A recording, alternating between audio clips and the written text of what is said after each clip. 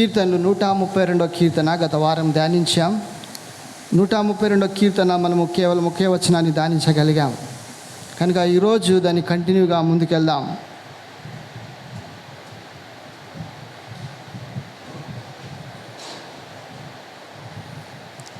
ఈ యొక్క కీర్తనలో మనము ఏం చూస్తున్నామంటే దేవుని యొక్క వాగ్దానాలను చూస్తున్నాం.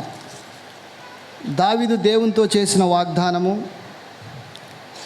దేవుడు దావీదుతో చేసిన వాగ్దానము, ఆ తర్వాత మరి దేవుడు మూడో చూసినట్లయితే మనకు దేవుడు చేసిన వాగ్దానం గురించి చెప్పబడుతుంది. కనుక మొదటి విషయం ఏం చూసామంటే దేవునికి దావీదు చేసిన వాగ్దానం. అనగా దావీదు దేవునితో ఏ వాగ్దానం చేశాడు 1 నుండి 9 వచనాల్లో రాయబడింది. కనుక మనం కేవలం ఒకటే వచనం ధ్యానించగలిగాం. అదేంటంటే, కాబట్టి దావీదు దేవునికి చేసినటువంటి వాగ్దానంలో మనము చూసినట్లయితే మొట్టమొదటిగా ఏం నేర్చుకోమంటే దావీదు యొక్క కష్టాలు, దావీదుకి వచ్చినటువంటి కష్టాల గురించి మనము చూసాం, పట్టిక చూసాం. దావీదు ఎన్నో కష్టాల గుండా వెళ్ళాడు, చివరికి ఆ సింహాసాన్ని పొందుకోగలిగాడు. అంత సులువుగా కాదు, అంత సులువుగా పొందుకోలేదు. ఎన్నో సమస్యలు, కుటుంబంలో సమస్యలు, రాజ్యంలో సమస్యలు, ఆయన వ్యక్తిగత జీవితంలో సమస్యలు, పాపంలో పడిపోవడము, ఆ తర్వాత మందస్సంతో జరిగినటువంటి సంఘటన, ఇవన్నీ కూడా ఆయనను ఎంతో కలవర పెట్టాయి. కానీ చివరికి దేవుడు మరి నెమ్మదినిచ్చినట్లుగా మనం చూసాం. కనుక ముందుకెళ్దాం, ప్రార్థించుకుందాం. ప్రభువా, మరొకసారి మీకు స్తుతులు స్తోత్రాలు చెల్లిస్తూ ఈ మధ్యాహ్న కాల సమయం ముందు నా కొన్ని నిమిషాలు మీ వాక్యం ధ్యానిస్తుండగా మీ వాక్యం ద్వారా నాతో మా అందరితో మాట్లాడి మీరు మా మధ్య ఉండి ఘనత మహిమ ప్రభావాలు పొందుకోమని యేసయ్య పరిశుద్ధనామమున ప్రార్థించి వేడుకొంచున్నాం తండ్రి, ఆమేన్. కొన్ని నిమిషాలు మనం వాక్యం ధ్యానిస్తాం. ఇక్కడ చూసినట్లయితే ఆ కష్టాల యొక్క పట్టిక మనం చూసాం, ఎన్ని కష్టాల గుండా వెళ్ళాడు. నేను మళ్ళీ వాటిని జ్ఞాపకం చేయను, కానీ మనం రెండో విషయానికి వెళ్దాం. రెండో విషయానికి వెళ్ళినట్లయితే ఇక్కడ ఈరోజు మనము దయచేసి 2వ వచనం చదవండి, 2-3 వచనాలు.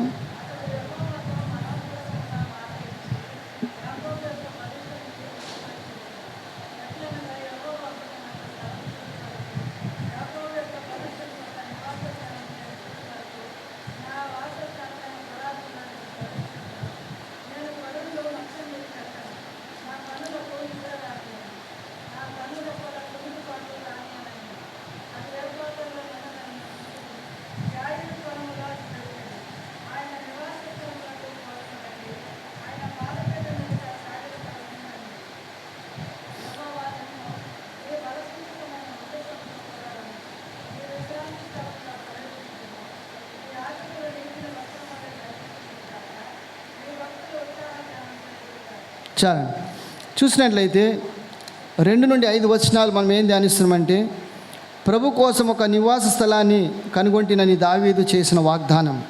లేదా ప్రభు కోసము ఒక నివాస స్థలాన్ని కనుగొన్నానని దావీదు చేసిన వాగ్దానం. కనుక మనం ఇక్కడ ఏం ధ్యానిస్తామంటే 2 సామెలు 7వ అధ్యాయం 1-2 వచనాలు చదివినట్లయితే అక్కడ ఒక చక్కటి మాట రాయబడ్డది. తీయాలి దయచేసి 2 సామెలు 7వ అధ్యాయం 1-2 వచనాలు.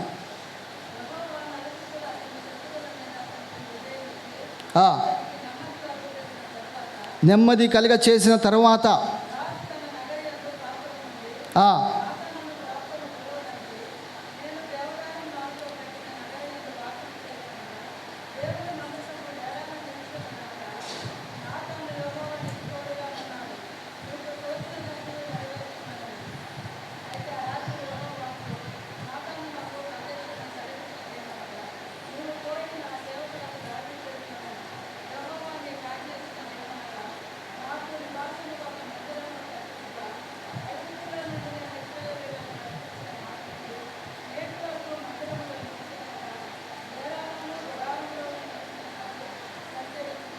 చాలా చూసినట్లయితే ఇక్కడ దేవుడు దావీదుకు సకల విధమైనటువంటి సమాధానమును కలుగచేశాడు, నెమ్మది కలుగచేశాడు.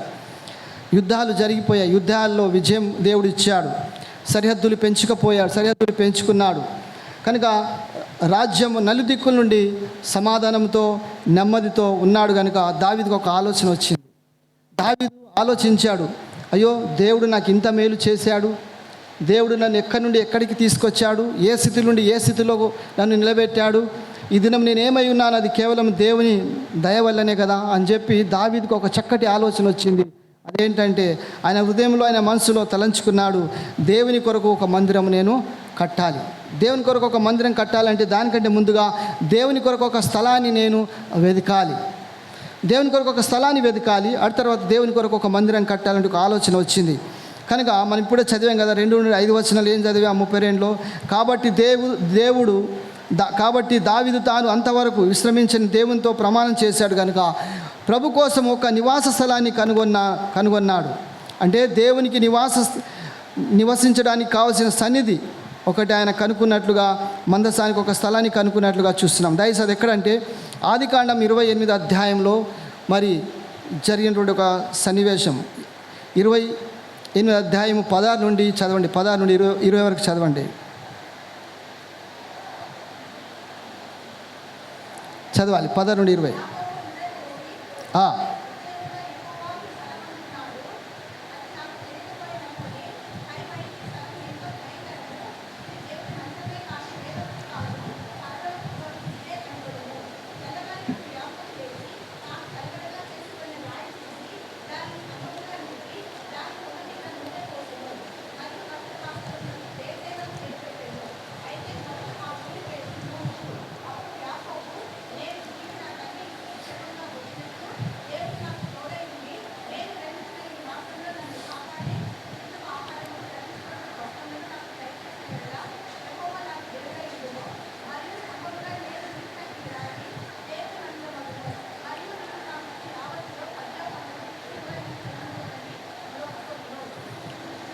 చాలండి. ఇక్కడ చూసినట్లయితే ఆదికాండంలోనే చూస్తున్నాం, దేవుని కొరకు ఒక స్థలము ఆల్రెడీ ఏర్పరచబడ్డది.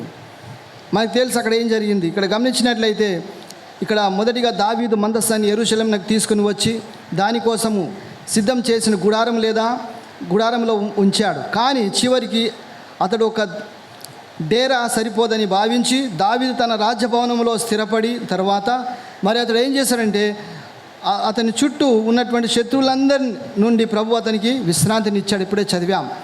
ఆ తర్వాత ఏం జరిగిందో మనం చూసాం. కనుక ఇదంతా చూసిన తర్వాత జీర్ణించుకోలేకపోయాడు దావీదు, దాన్ని తట్టుకోలేకపోయాడు. ఎందుకంటే దావీదు కొరకు ఒక మంచి ఇల్లు కట్టుకున్నాడు. కానీ మరి దేవుడు ఎక్కడుంది? దేవుని మందసం ఎక్కడుంది? గుడారంలో ఉంది. దావీదుకు అది మంచిది అనిపించలేదు. కనుక మొట్టమొదటిగా దేవునికి ఒక మందిరం కట్టాలి, ఆ తర్వాత నేను నా నివాసంలో ఉంటానని చెప్పి ఒక నిర్ణయం తీసుకున్నాడు. చూడండి దయచేసి అక్కడ ఏమైంది? మొట్టమొదటిగా ఆయన జీర్ణించుకోలేకపోయాడు, అది చూసి ఆయన తట్టుకోలేకపోయాడు. రెండవది, ఆయన అసంతృప్తికరంగా ఉన్నాడు. భవనం ఉంది, ఆ యొక్క ప్యాలెస్ ఉంది, కానీ ఆయన అంత సంతోషంగా లేడు, అంత సంతృప్తిగా లేడు. అందుకేం చేశాడు? 3వ వచనం చూసినట్లయితే అని అంటున్నాడు, ఇక్కడ 4 విషయాలు చెప్పాడు. అక్కడ ఆ వచనములు 4 విషయాలు ఉన్నాయి. మొట్టమొదటి ఏంటంట, నా నివాస స్థానమైనటువంటి గుడారంలో నేను ప్రవేశించను. ఆయన కొరకు ఒక నివాస స్థలమైనటువంటి గుడారం కట్టించుకున్నాడు, ఒక చక్కటి ఇల్లు కట్టించుకున్నాడు, దావీదు పురమును కట్టించుకున్నాడు, మేడలు మిద్దెలు ఉన్నవి. కానీ ఆయన అంటున్నాడు, నేను నా నివాస స్థలంలోనికి, నా గుడారంలోకి నేను ప్రవేశింపను. ఎంతవరకైతే దేవుని మందిరం కట్టబడదో, ఎంతవరకైతే దేవుని కొరకు స్థలము సిద్ధపరచబడదో, మందిరం కట్టబడదో, అంతవరకు నేను నా యొక్క గుడారంలోకి నేను వెళ్ళను, నా ఇంట్లోకి నేను వెళ్ళనని చెప్పి ఒక తీర్మానం చేశాడు. చూడండి ఎంత చక్కటి ఆలోచన. రెండో చూసినట్లయితే అంటాడు, ఆయన ఏమంటాడు అదే వచనంలో, నేను పరుండు మంచం మీదకి ఎక్కను. అంటే నేను ఆ మంచం మీదకి, ఆ పరుండు మంచం మీదకి నేను ఎక్కను అంటే నేను నిద్రపోను, అక్కడికి పైకి వెళ్ళను అంటున్నాడు. ఎందుకంటే నేను ఏ విధంగా ఆ అక్కడ పరుపు పైకి నేను ఎక్కగలను? దేవుడేమో ఎక్కడ ఉన్నాడు? గుడారం, దేవుని మందస్సము గుడారంలో ఉంది, నేను ఈ రాజభవనంలో ఉంటున్నాను. కనుక నేనేం చేయనంటే నేను పరుండో మంచం మీదకి నేను ఎక్కను. ఎంత చక్కటి తీర్మానం. ఆ తర్వాత 3వ నిర్ణయం ఆయన ఏం చేస్తాడంటే, నా కన్నులకు నిద్ర రాని అని అంటున్నాడు. ఆ పని అయ్యే వరకు నేను తలంచినుడి ఆ యొక్క పని అది తుదిముట్టించే వరకు నేనేం చేయని అంటున్నాడు, నా కన్నులకు నిద్ర రాని అని అంటున్నాడు. చూసారా, దావీదు తీసుకునేటువంటి తీర్మానాలు ఎంత బలమైనవో, ఎంత దృఢమైనవో, వాటికి కట్టుబడి ఉన్నాడు. 4వ విషయం అంటాడు, ఆయన ఏమంటాడంటే, నా కన్ను రెప్పలకు కునుకుపాటు రాని అని అంటున్నాడు. కేవలం నిద్రపోవడమే కాదు, కునుకుపాటు కూడా రాకుండా నేను మేలుకోతో ఉంటాను. ఆ యొక్క కార్యం అయ్యే వరకు, సఫలమయ్యే వరకు నేను తప్పకుండా మేలుకోతో ఉంటానంటు. దావీదు ఎంత చక్కటి నిర్ణయం తీసుకున్నాడు. అందుకే ఆలోచన చూడండి, ఎంత చక్కటి ఆలోచన వచ్చింది. కనుక దేవుని కొన్ని సంఘాలకు వెళ్ళినట్లయితే, కొన్ని సమాజంలోకి వెళ్ళినట్లయితే వారు దేవుని మందిరానికి ఎంతో ప్రాధాన్యత ఇస్తారు. వాళ్ళ ఇండ్లు అంత బాగుండవు, కానీ దేవుని మందిరం ఎంతో చక్కగా చేసి ఉంటారు, అలంకరించారు. ఎందుకంటే అది పవిత్రమైన స్థలము, అది దేవుడు అక్కడ ప్రార్థనలు వింటాడని చెప్పి వారు ఎంతో చక్కగా దాన్ని తీర్చిదిద్దుతారు. అది పవిత్రమైన స్థలంగా వారు భావిస్తారు. దాన్ని ఎంతో శుద్ధిగా పరిశుద్ధంగా ఉంచుతారు. కనుక మరి ఇక్కడ చూసినట్లయితే మరి ఇక్కడ గమనించాలి ఏంటంటే, దావీదు ఇప్పుడు ఈ 4 నిర్ణయాలు తీసుకున్నాడు. ఆ తర్వాత దావీదు మందసాన్ని ఆలయంలోకి నిర్మించాలని ప్రతిపాదించాడు. కానీ దేవుడు అతనికి చెప్పాడు ఏంటంటే, దావీదు కుమారుడు ఆలయాన్ని నిర్మిస్తాడని. కనుక దావీదు ఏం చేశాడంటే, ఆయన ఒక మందిరం కట్టాలని ఒక నిర్ణయంతో ఉన్నాడు. కానీ దేవుడు అన్నాడు, నువ్వు కాదు, నీ కుమారుడు నా కొరకు ఆ కార్యం చేస్తాడు. కాబట్టి దావీదుకు బదులుగా ఆలయాన్ని ఎవరు కట్టారు? సొలొమోను కుమారుడు కట్టాడు. కనుక దావీదుకు దేవుడు విశ్రాంతిని ఇచ్చాడు. కానీ దేవుడిచ్చిన విశ్రాంతి తీసుకోలేదు. ఎందుకంటే విశ్రాంతి తీసుకోకూడదని నిర్ణయించుకొని ఆయన ఏం చేశాడంటే, అందుకు దానికి కావాల్సినటువంటి కల్ప కానీ, బంగారం కానీ, వెండి కానీ, మందిరానికి కావాల్సినటువంటి సరుకు అన్నీ కూడా ఆయన సిద్ధపరిచి పెట్టాడు. అది చేయడానికి దేవుడు ఆయనకు అనుమతి ఇచ్చాడు. చూసారా, ఆయన కట్టడానికి అనుమతించలే, కానీ వాటన్నింటినీ సమకూర్చడానికి, వాటన్నింటినీ పోగు చేయడానికి దేవుడు దావీదుకి ఏమి ఇచ్చాడు? అనుమతి ఇచ్చాడు. అంటే ఆయన ఓకే అని చెప్పాడు. కనుక ఆయన ఏం చేశాడంటే, ఇవన్నీ కూడా సమకూర్చి, కుమారుడి కష్టం కలగకుండా, సొలొమోనుకు మరి కష్టం రాకుండా అన్నీ కూడా సమకూర్చి, మరి అన్నీ కూడా ఎంతో ఆర్డర్గా పెట్టాడు. తన చివరి సంవత్సరాలను ఆలయానికి సంబంధించిన అన్ని సన్నాహాలు చేయడానికి కేటాయించుకున్నాడు. కనుక దావీదు దేవునికి ఒక మందిరాన్ని కట్టాలని నిశ్చయించుకున్నాడు. కానీ దేవుడు వద్దన్నాడు. కారణాలు ఏంటో చూద్దాం. ఎందుకు కారణం ఏమిటో చూద్దాం. చూడండి, మొదటి దినవృత్తాంతంలో 28వ అధ్యాయం 3వ వచనంలో రాయబడింది కారణము. అందరు తీయాలి బైబిలు.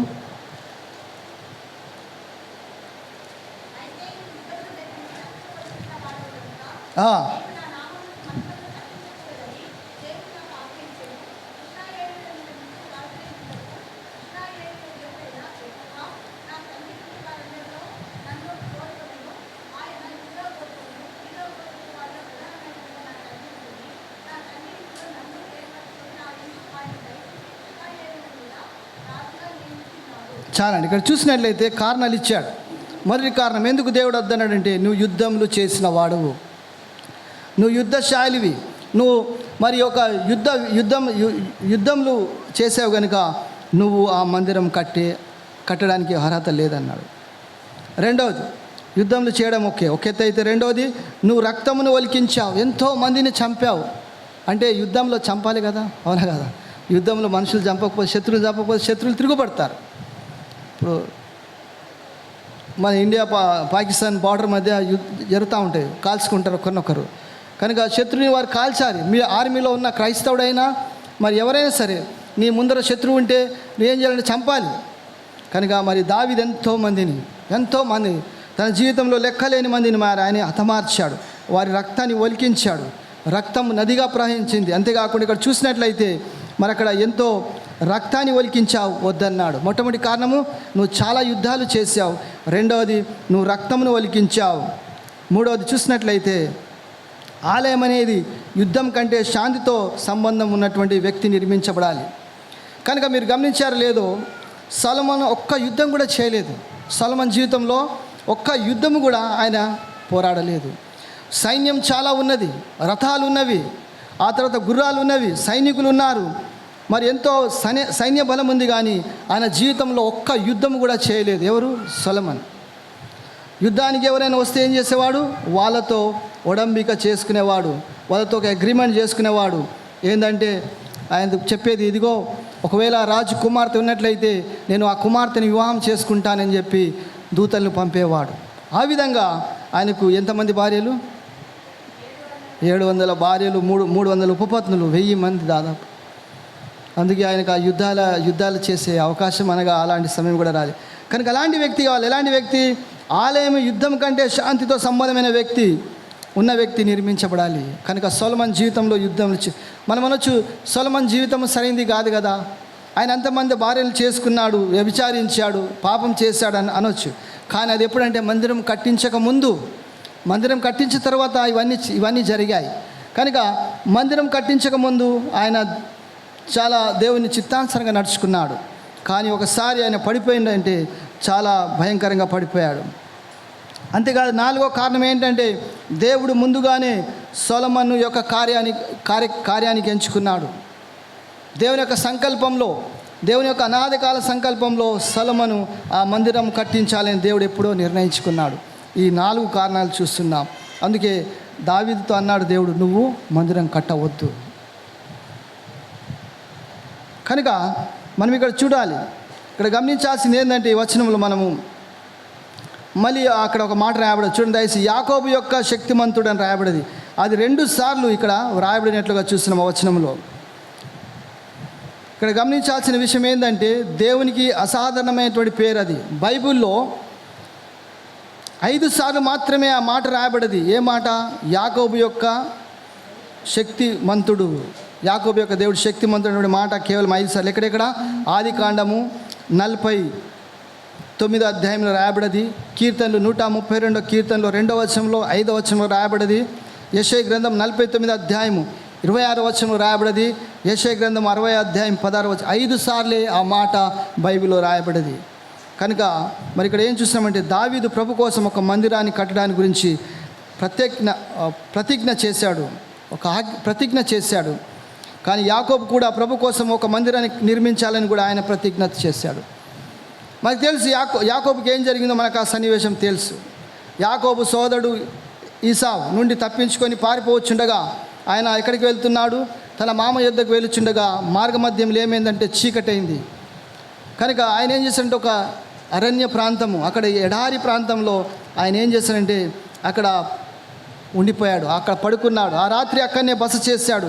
అప్పుడు ఏం చేశాడు? ఒక రాయిని తన తల దిండుగా పెట్టుకొని ఆ రాత్రి అక్కడ పడుకున్నప్పుడు అక్కడ ఏం చూశాడు ఆయన? అక్కడ నిద్రిస్తున్నప్పుడు అతను చూసిన విషయం ఏంటంటే ఆయన అక్కడ స్వర్గానికి మెట్లు లేదా నిచ్చెన చూశాడు. ఎక్కడ? స్వర్గానికి ఆయన పడుకున్న చోటు నుండి భూమి నుండి ఆకాశంలో కనుక స్వర్గానికి ఒక నిచ్చెన చూశాడు, మెట్లు చూశాడు. అది చాలా అద్భుతము. కనుక అతడు ఇలా అన్నాడు, ఏమనంటే నిశ్చయంగా ప్రభు ఈ స్థలంలో ఉన్నాడు, మరియు నాకు దాని తెలియదు, అద్భుతంగా ఉంది అంటున్నాడు. కనుక ఇది దేవుని మందిరము తప్ప మరొకటి కాదని దానికి ఏం పేరు పెట్టాడు? స్వర్గ ద్వారము, స్వర్గ ద్వారం అని పేరు పెట్టాడు. చూడండి దయచేసి మనం చూద్దాం 28వ అధ్యాయము, ఆదికాండం 28వ అధ్యాయం 16-17 వచనంలో ఈ మాట రాయబడింది. చదవాలి దయచేసి. 28వ అధ్యాయం 16-17 వచనం.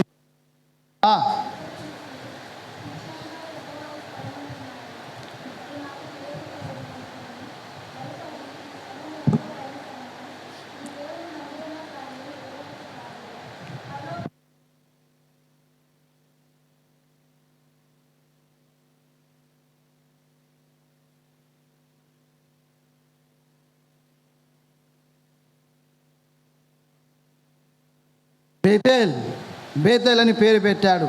కనుక ఆయన తల దిండుగా పెట్టుకున్న రాయిని నిలబెట్టి దాన్ని భూమిలో నాటి దానిపై నూనె పోసి అభిషేకించి ఈ స్థలము పవిత్రమైనది, ఇది దేవుని యొక్క మందిరము తప్ప మరొకటి కాదు, ఇది స్వర్గ ద్వారం అని చెప్పి దాన్ని అభిషేకించి ఆ స్థలాన్ని ఏం చేశారంటే మరి అక్కడ ఆయన ఒక పేరు పెట్టాడు. ఏమనంటే ఇది బేతేల్.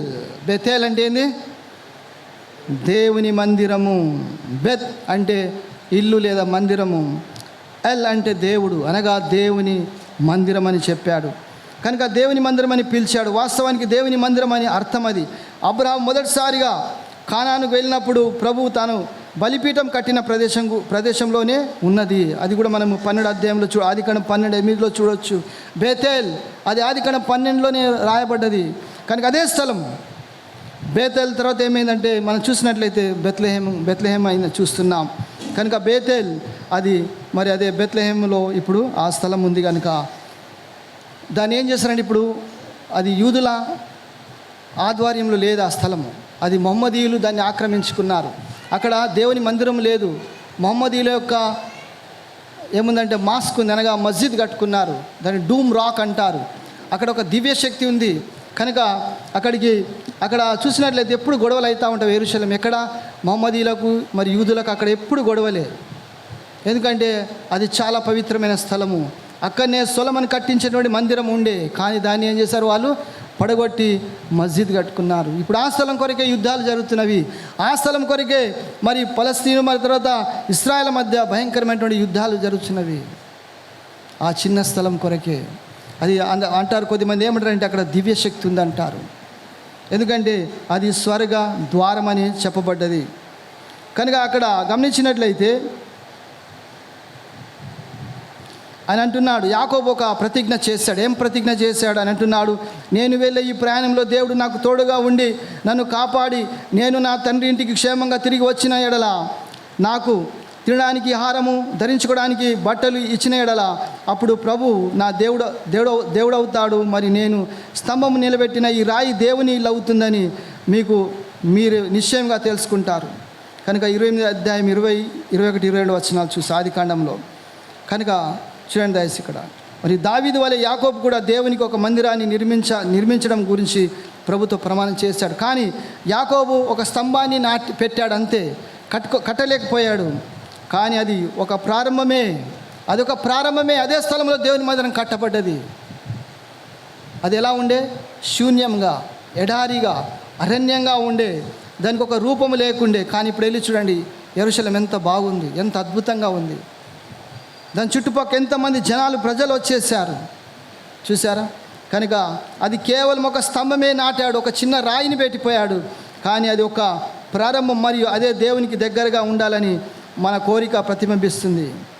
కనుక దేవుడు మనతో నివాస స్థలాన్ని కలిగి ఉండాలనే కోరిక, దేవుడు మన మధ్య నివసించాలని, మనతో నివాస స్థలం కలిగి ఉండాలని. అదేమైందంటే దాదాపు 900 సంవత్సరాల తర్వాత దావీదు ప్రభు కోసము ఒక నివాస స్థలాన్ని కనుగొన్నాడు, తన వాగ్దానాన్ని అనుసరించాడు. అదే స్థలము ఏదైతే యాకోబు ఎక్కడైతే రాయి పెట్టాడో, ఎక్కడైతే యాకోబుకు ఆ దర్శనం కలగలిగిందో ఆ స్థలమే ఈరోజు యెరూషలేము. అక్కడనే దేవుని మందిరము యెరూషలేములో ఉన్నది చూసారా. ఎందుకంటే అది చాలా పవిత్రమైనది, అది దేవుడు స్థలమై ఉంటున్నది. అందుకే అది చాలా గొప్ప స్థలమై దాని కొరకు కదా అన్ని పోరాటాలు జరుగుతూ ఉన్నవి.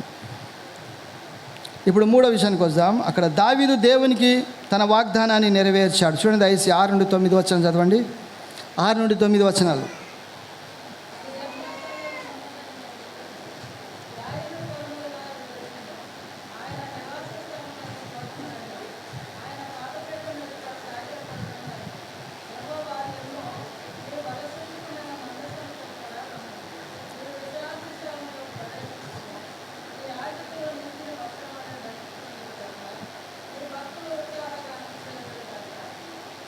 చాలు. ఇక్కడ దావీదు దేవునికి తన వాగ్దానాన్ని నెరవేర్చాడు.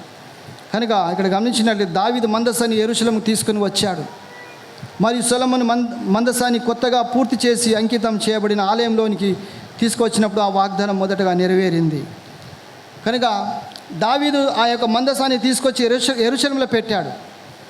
కానీ మందిరం అప్పటివరకు ఇంకా కాలేదు. కానీ మందిరం ఎవరు కట్టారు? సొలొమోను కట్టించిన తర్వాత ఆ మందసంను సొలొమోను దేవుని మందిరంలోకి తీసుకొచ్చినప్పుడు దేవుని యొక్క మహిమ మరి దేవుని యొక్క తేజస్సు ప్రకాశించింది. ప్రజలు చూడగలిగారు దేవుని యొక్క మహిమను, దేవుని యొక్క తేజస్సును చూడగలిగారు. ఎందుకంటే దేవుని కొరకు మనం ఏం కట్టగలం చెప్పండి. దేవుడు ఎంత గొప్పవాడు. ఆకాశము నా సింహాసనము, భూలోకము నా పాదపీఠము. అటువంటి మహా గొప్ప దేవుణ్ణి మనం ఒక ఆలయంలో ఒక ఆలయంలో ఉంచలేము. ఒక ఫోటో ఫ్రేమ్లో ఆయనను బంధించలేము, అవునా కదా. ఒక ఫోటో ఫ్రేమ్లో ఒక ఆలయంలో ఆయన ఉంచలేము. అటువంటి మహా గొప్ప దేవుడు అయినా మరి ఆ దేవుడు అక్కడికి ఆ మందిరంలోకి దిగి వచ్చాడు. ఎంత అద్భుతం, ఎంత ఆశ్చర్యం. కనుక సొలొమోను ద్వారా ఒక అద్భుతమైన మందిరం కట్టబడ్డది. చరిత్రలో ఎప్పుడు కూడా అంత ఆశ్చర్యమైన అద్భుతమైన మందిరం కట్టబడలేదు. ఎందుకంటే మరి దేవుడే స్వయంగా మరి తాను ఆ మందిరంలోకి వచ్చినట్టు మనం చూడవచ్చు. కనుక ఆ స్థలము అక్కడ గమనించినట్లయితే అది స్థలం ఎక్కడ ఉందంట? ఎఫ్రాతలో విన్నాము. ఏ స్థలము? దేవుని కొరకు ఒక స్థలం ఎక్కడంట? ఎఫ్రాతలో విన్నాము. అది జారు పొలములలో మేము దాన్ని కనుగొన్నామంటున్నాడు 7వ వచనంలో. కనుక మనం అతని నివాస స్థలము వెళ్దామంటున్నారు. ఇప్పుడే చదివాం కదా. కనుక అక్కడ గమనించినట్లయితే పాత నిబంధనలో ఎఫ్రాతా అనే మాట బెత్లెహేమునకు మరో పేరు. ఎఫ్రాతా, బెత్లెహేం. ఎఫ్రాత్ అంటే అనేది పేరు దేనికి మరో పేరు అంటే మరొక పేరు ఏంటంటే బెత్లెహేము. ఓకే, బెత్లెహేము.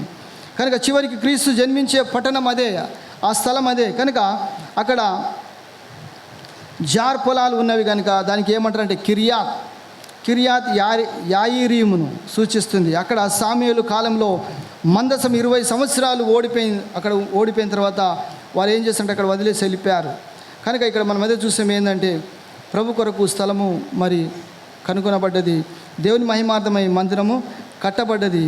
మరి ఆ యొక్క మందిర ప్రతిష్ట కూడా మనము చూడవచ్చు. కనుక ఇక్కడ చూసిన ఎంత అద్భుతం, ఎంత ఆశ్చర్యం. దావీదుకు దేవుడు ఇచ్చినటువంటి యొక్క తలంపుని, ఒక ఆలోచించండి. దానికి భిన్నంగా చూడండి దయచేసి, దానికి భిన్నంగా ఏం జరిగిందో ఒకసారి చూద్దాం. ఆ పాత నిబంధనలు తీయండి దయచేసి. మనము హగ్గాయి తీయండి.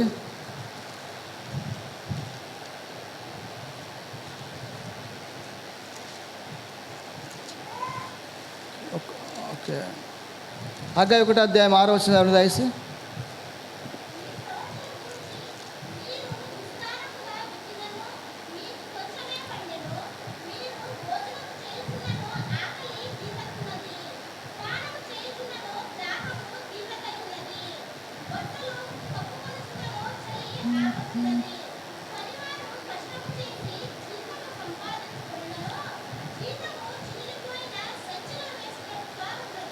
ఎందుకంటే వారు దేవుని యొక్క మందిరాన్ని అలక్ష్యం చేశారు, దేవుని యొక్క మందిరాన్ని నిర్లక్ష్యం చేశారు, పడిపోయిన మందిరాన్ని కట్టలేకపోయారు. అందుకే ఏమంటుంది, మీ యొక్క ప్రవర్తన గురించి ఆలోచించుడి. వారు సాంబ్రాణి వేసిన దయచేసి వారు ఎలాంటి ఇళ్ళలో ఉన్నారు? మంచి ఇండ్లు కట్టుకున్నారు, విలువైన ఇండ్లు కట్టుకున్నారు, సాంబ్రాణి వేసిన ఇళ్లలో వారు నివసిస్తున్నారు. కానీ దేవుని మందిరం పాడైపోతున్నది, ఎవరు కూడా పట్టించుకోవడం లేదు. అందుకే దేవుని యొక్క ఆశీర్వాదాలు అక్కడ కోల్పోయినట్టుగా చూస్తున్నాం. కానీ ఇక్కడ చూసినట్లయితే భిన్నంగా దావీదు ఒక చక్కటి ఆలోచన దేవుడు ఇచ్చినప్పుడు మరి దానికి కావలసినటువంటి సర్వము సమస్తాన్ని సమకూర్చాడు. ఆలోచించాలి ఇక్కడ ఏంటంటే కనుక ఆ దివ్యమైన మందిరము దేవుని మహిమార్థమై కట్టబడ్డది. కానీ బాధాకరమైన విషయం ఏంటంటే అది ఇప్పుడు లేదు. కనుక మళ్ళీ ఆ మందిరం కట్టబడుతుంది, ఆ మందిరం మళ్ళీ కట్టబడుతుంది. కనుక అది త్వరలోనే జరగనై ఉంటుంది. దాని కొరకు అన్నీ కూడా ఏర్పాట్లు చేస్తున్నారు యూదులు, ఇశ్రాయేలు. కనుక త్వరలో ఆ మందిరం ఏదైతే పాడైపోయిందో. కనుక మరి సాతాను చరిత్రలో ఎన్నోసార్లు ఆ మందిరాన్ని అటాక్ చేశారు. సొలొమోను కట్టించిన మందిరాన్ని ఎన్నోసార్లు అటాక్ చేశారు. మొట్టమొదటిగా చూసినట్లయితే మరి బబులోను రాజు నెబుకద్నెజర్ దాన్ని ఏం చేశాడు? పాడు చేయడానికి అగ్ని చేత కాల్చేశాడు, ప్రాకారములను కాల్చేశాడు, మందిరాన్ని కాల్చి పడగొట్టాడు. రెండోసారి చూసినట్లయితే మరి ఆ యొక్క మలకి తరువాత అనగా మత్తాయికి మలకి మధ్య జరిగినటువంటి 400 సంవత్సరాలు దాన్ని ఏమంటారంటే సైలెంట్ పీరియడ్ అంటారు. కనుక అప్పుడు కూడా అక్కడ ఏం జరిగిందంటే మరి వాళ్ళు మందిరానికి హాని చేయాలని ప్రయత్నించారు. ఆ తర్వాత మరి ఏ మందిరం అయితే పాడై ఉంటుండగా హేరోదు దాన్ని కట్టించాడు. హేరోదు ఆ మందిరాన్ని బాగా చేయించి కట్టించిన తర్వాత మళ్ళీ ఏం జరిగిందంటే క్రీస్తు శకము 70వ సంవత్సరము టైటస్ అనేటువంటి చక్రవర్తి, రోమా చక్రవర్తి ఆ మందిరాన్ని మళ్ళీ పడగొట్టి పాడు చేశాడు. కనుక చూడండి దయచేసి మరి ఏ విధంగా ఆ మందిరం అటాక్ చేయబడ్డది. దావీదు చూడండి ఎంత చక్కటి మాటలు రాశాడు. కనుక మనం ఇక్కడ ముగిస్తాను. ఏంటంటే ఈరోజు ఇక్కడ మనం ఏం చూస్తామంటే దేవుడు స్వచ్ఛమైన మరియు సంతోషకరమైనటువంటి ఆరాధన యొక్క అందమైన వివరణ మనం చూస్తున్నాం. కనుక దేవుడు ఇచ్చినటువంటి వాగ్దానం నెరవేర్చేవాడై ఉంటున్నాడు. కనుక దావీదు దేవునికి చేసిన వాగ్దానాన్ని నెరవేర్చడానికి ఆయన సకల ప్రయత్నాలు చేసి మందిరానికి కావాల్సిన అన్నీ కూడా ఏర్పాట్లు చేశాడు. కనుక చూడండి దావీదు తన మాట నిలబెట్టుకున్నాడు. అందుకే ఇప్పుడు ఆసక్తికరంగా ఇక్కడ మనం ఏం చూస్తున్నామంటే దేవాలయం కోసం అంకితం చేసిన సొలొమోను ప్రార్థనలో కూడా ఇలా చెప్పాడు. ఏంటంటే, ఓ ప్రభువా దేవా, లేచి నీ విశ్రాంతి స్థలంలో రండి మీరు మరి ఈ యొక్క మందసం శక్తి యొక్క ప్రభు అయిన దేవుడు. కనుక ఇక్కడ మనం చూడవచ్చు 2వ దినవృత్తాంతం 6:41 వచనంలో. కాబట్టి ఇక్కడ ముగిస్తున్న ఏంటంటే ఈరోజు మనం చూసాం ఏంటంటే దావీదు ఏం చేశారంటే దేవుని కొరకు చేసినటువంటి కార్యాలు ఏంటంటే మొట్టమొదటిగా ప్రభు కోసం ఒక నివాస స్థలాన్ని కనుగొన్నాడు. రెండోది చూసినట్లయితే తన యొక్క వాగ్దానాన్ని నెరవేర్చాడు. అదేగా ఆ యొక్క ఆలయం కట్టడానికి కావాల్సిన అన్ని ఏర్పాట్లు చేశాడు. కనుక అవే మనం చూస్తున్నాం. దేవుడు వద్దన్నాడు దావీదుతో, అయినప్పటికీ పర్లేదు కానీ మరి దేవుడు అన్నాడు దావీదుతో, నువ్వు విశ్రాంతి తీసుకో. కానీ దావీదు ఒప్పుకోలేదు, దావీదు ఇష్టపడలేదు. ఆయన ఆ యొక్క రాజనగరంలో ఉండడానికి ఇష్టపడలేదు. ఎందుకంటే దేవుడు అరణ్యంలో ఉన్నాడు, అరణ్యంలో కూడా గుడారంలోనే పెట్టారు. ఆ తర్వాత ఇప్పుడు సకల విధమైన శాంతి సమాధానం ఉన్నప్పటికీ కూడా ఇప్పుడు కూడా అలాంటి పరిస్థితులు ఉండడం దావీదు జీర్ణించుకోలేకపోయాడు.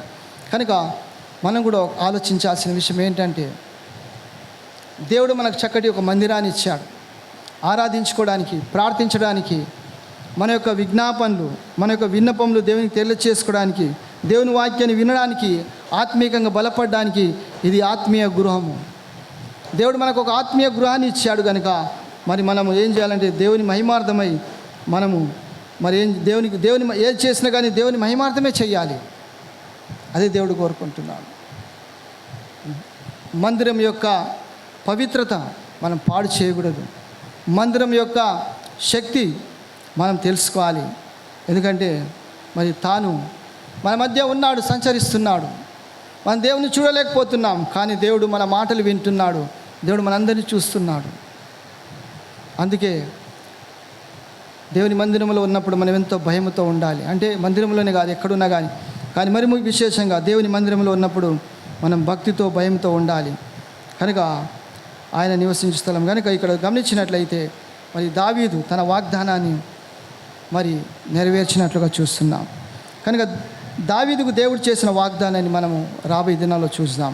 ఇప్పుడు చివరిది ఏంటంటే, దావీదుకు దేవుడు ఏం వాగ్దానం చేశాడంటే అక్కడ 3 విషయాలు చూస్తాం. ఒకటి, మెస్సే గురించి దేవుడు వాగ్దానం చేశాడు.